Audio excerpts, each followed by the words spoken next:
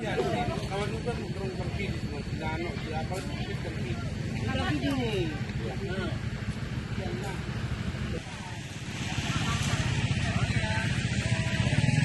Paglo.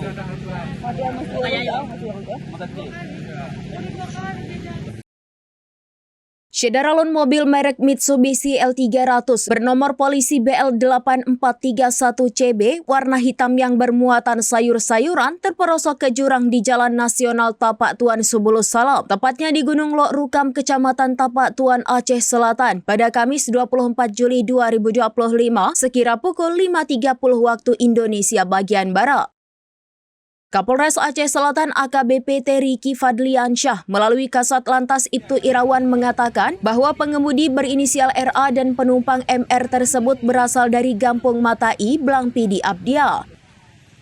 Ia mengatakan mobil yang dikemudikan oleh RA dan penumpang MR melaju dari arah Medan menuju arah Banda Aceh, setibanya di Gampung Lok Rukam, Aceh Selatan hilang kendali.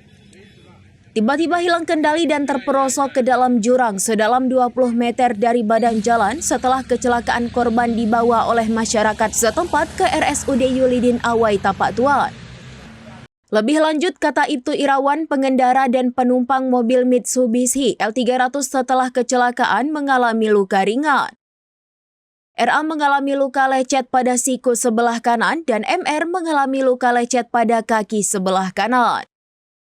Dari Aceh Selatan, Ilhami Syahputra, serambinews.com.